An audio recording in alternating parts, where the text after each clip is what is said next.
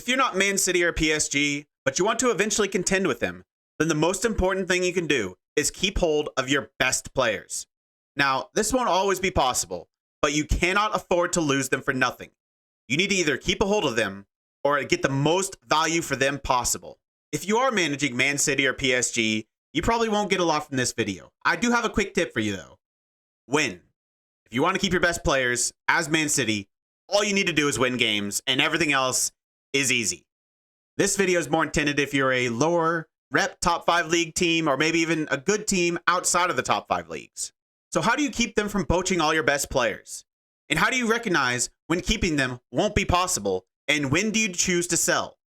Hopefully this video will help you make those club-altering decisions. If you're new to this channel, I have a save currently ongoing called the Jose Mourinho Challenge, where I take inspiration from his career path and his successes. I'll be using that video for some references today, so be warned, there will be minor spoilers. In this video, I'll be going over 3 steps to help you keep your best players. Step 1 is analyze the situation. Now I'm going to preface this by saying there's no one rule for every team, every player, every situation. Transfer business on FM22 is extremely fluid, based on team structure, team quality, and team performance.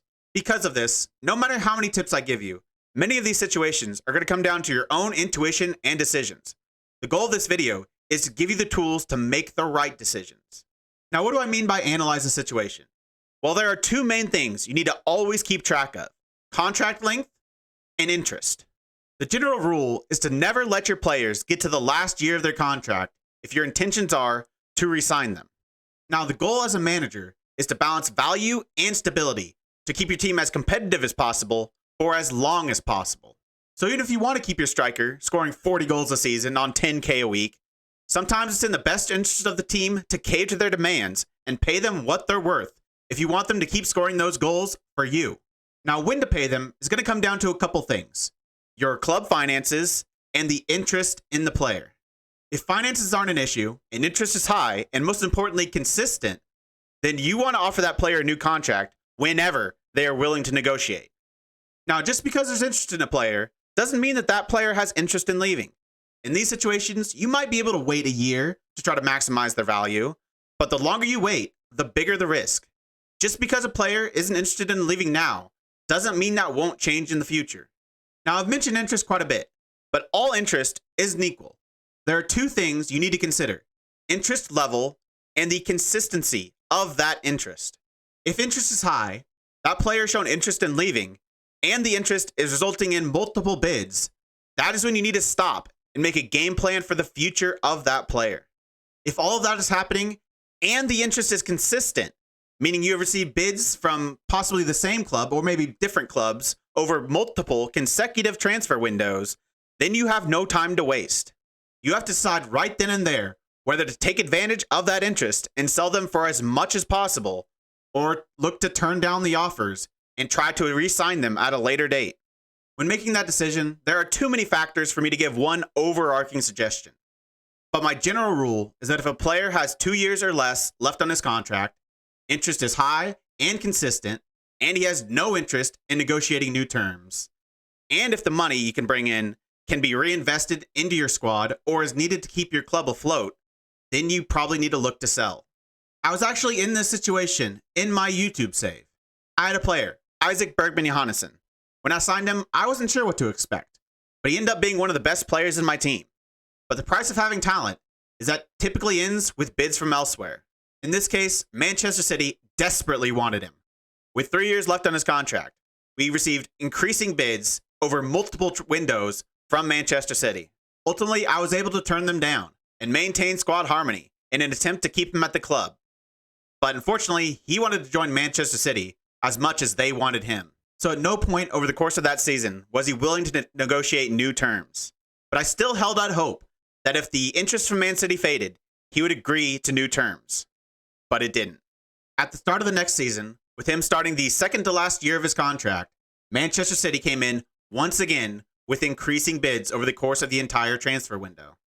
They weren't going to give up. The writing was on the wall. Maybe I could have waited one more year in the hope their interest would fade, but from what I'd seen so far, that was unlikely, and his interest and his value was at the highest point it was ever going to be. So ultimately, I choose to take advantage of it, and I received a club-altering sum of $200 million. Now, step 2 is tied to step 1. You can't do one without the other, and the decisions and determinations you make in one also affects the other. So what is step 2? Step 2 is player evaluation. It's all well and good to know whether you can re-sign a player, but an important question is, should you? And when should you? Once again, there are far too many factors for a definite answer, and you will sometimes get it wrong.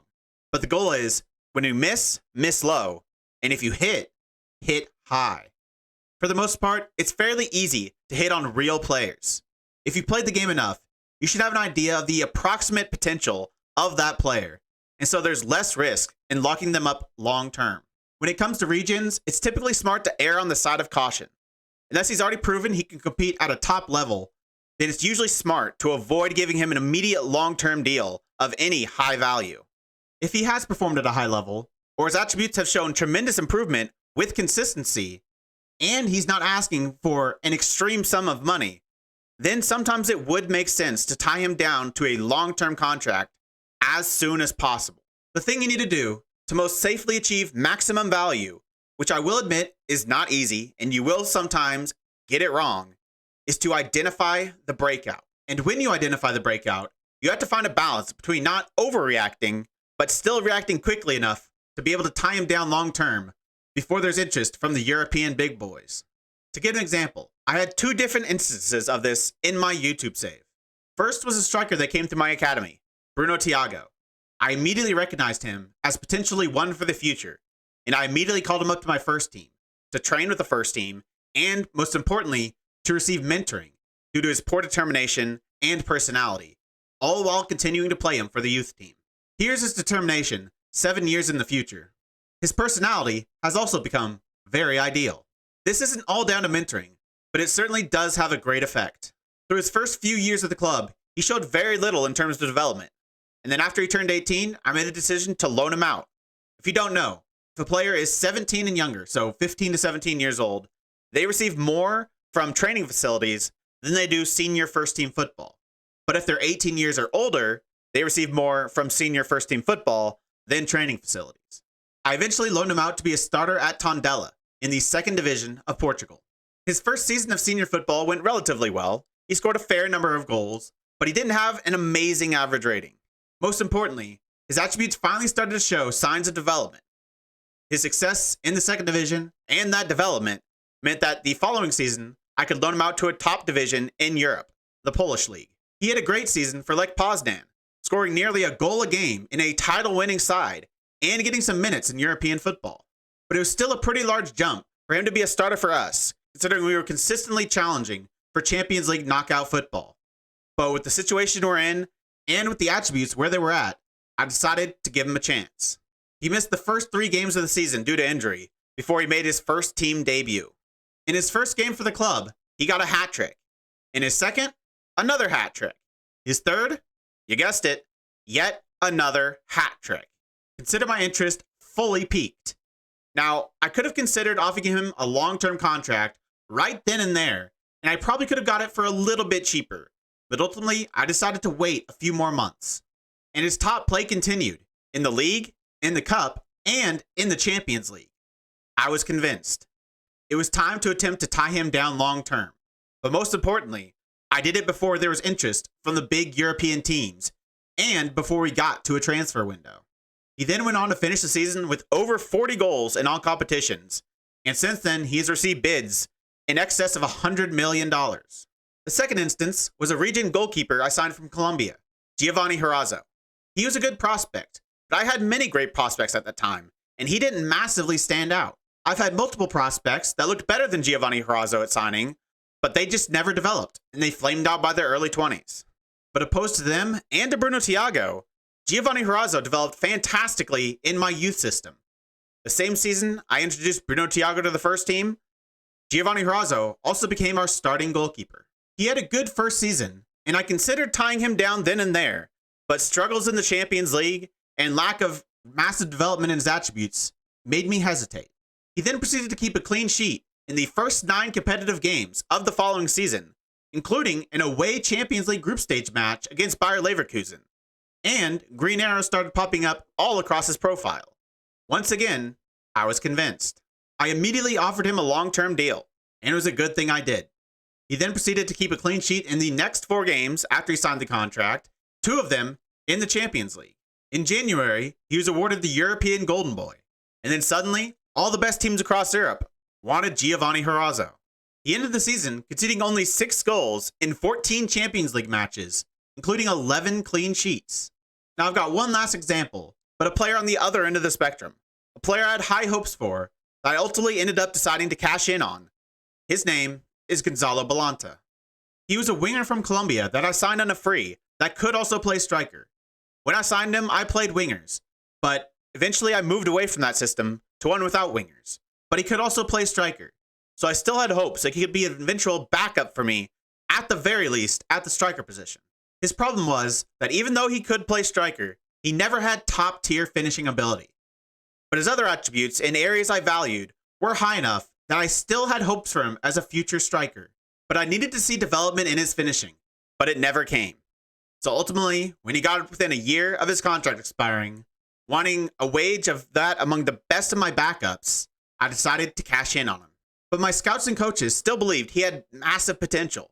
But his lack of recent development in finishing and other mental and technical attributes that I thought might have a chance to make up for his lack of finishing meant that I didn't believe he would reach that potential for me in my system, especially considering his age. He was 21 at the time.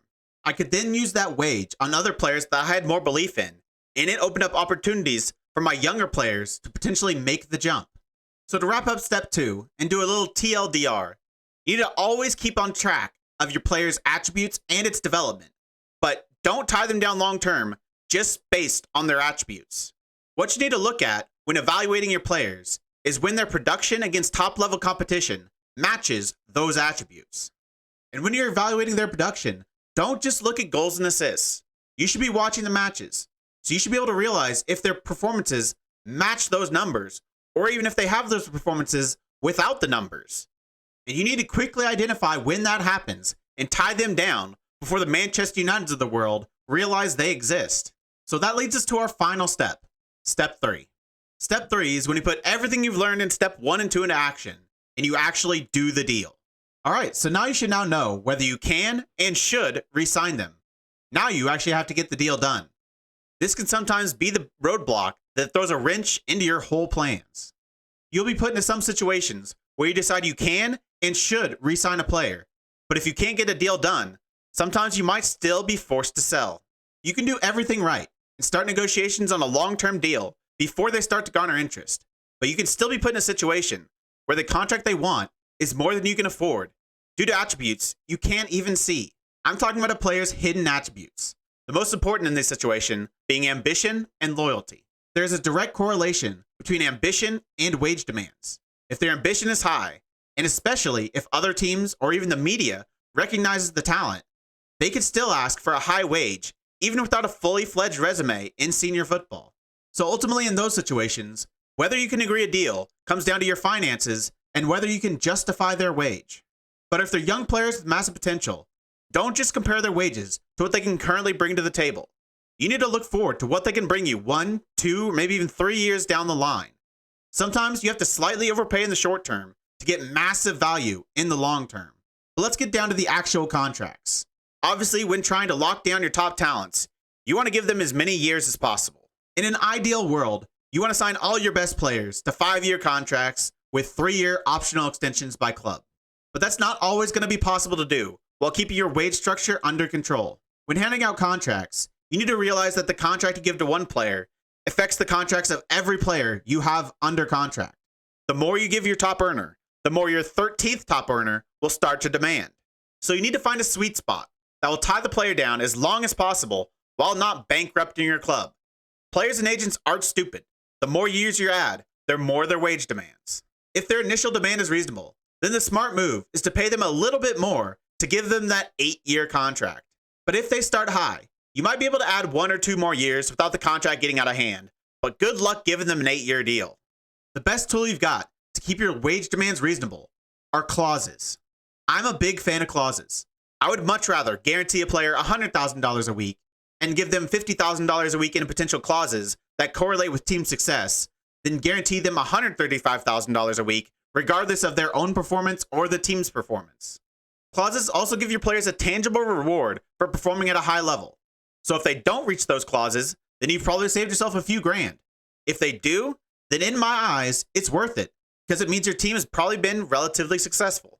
If you're a good team with basically no threat of relegation, then a $0 relegation release clause is basically free money. It typically won't drastically lower wage demands, but in a lot of scenarios, there's no real reason to not include it. Now, obviously, you don't want to overdo it. If the clause is likely to be met, then you want to keep it in a range that would be affordable for the team. And you should always tend to avoid clauses that are nearly 100% likely to be met. For example, going back to Bruno Thiago, I didn't offer him a seasonal landmark goal bonus of 10 goals. Barring major injury, he's extremely likely to reach that by January. Base these bonuses on what they have proved to be able to achieve. If the bonuses are unrealistic, the player will not evaluate him. In the case of Bruno Thiago, I have his goal bonuses set at 25 and 30 goals. I would be happy with his production if he met either clause, and he's shown he can reach those numbers, so he should value them. Bonuses for winning the Champions League or Europa League, or if you're in a top 5 league, winning one of those leagues as well, are also good things to add. The payout if you win these competitions is typically large, so you can use that money to pay those players that have helped you reach those goals. Some other bonuses I like to add in situations where I deem that I need them to lower their wage are Team of the Year bonuses, top goal scorer bonuses, and international cap bonuses. Again, be realistic, but don't bankrupt your club. You're going to have to start those numbers higher on players unlikely to reach those aims. But for players that are likely to reach it, like Bruno Thiago, start low and then work your way up. So, short little TLDR and to recap the video. Step 1, analyze the situation. You have to determine if there's enough time left on the player's contract for interest to diminish and the player to be interested in negotiating new terms. If not, look to sell when their value is at the highest. Trying to wait and potentially losing them on a free can be disastrous for your club. Step 2, player evaluation. Determine whether the player has potential to be part of your first team plans. For players debuting in the first team or on the verge of doing so, identify the breakout. Find the sweet spot where you identify a player can produce at a top level, but before the rest of Europe realizes that same fact to tie them down to a long-term extension. Finally, step 3, doing the deal. You've identified who to extend and when to extend them. Now you need to put pen to paper. If you have no doubt about a player's ability and potential, tie them down to as long of a deal as possible, preferably 5 years with an added 3-year extension. But make sure you do so without destroying your whole wage structure in the process. The rest of your team knows how much that player is making as well. Use clauses wisely in an attempt to keep the wage as low as possible. So those are my tips to help you try to compete with the big boys and keep PSG from stealing all your best players. In my 7 years managing sporting in FM22, I've never lost a key player on a free transfer. And the ones I have been forced to sell, I've sold for high values, which I've then reinvested in even more talent. I'm going to reiterate again though, sometimes you can do everything right and it still won't matter. That's what makes FM, FM. And as long as you stay on top of things, it should work out for the better more often than not. And success doesn't fix everything, but it sure makes it a hell of a lot easier. If you made it this far, why don't you like the video, subscribe, and click the bell? The links to all my socials and my Twitch are in the description. I really appreciate all your support. Thank you all for joining me, and I'll see you next time.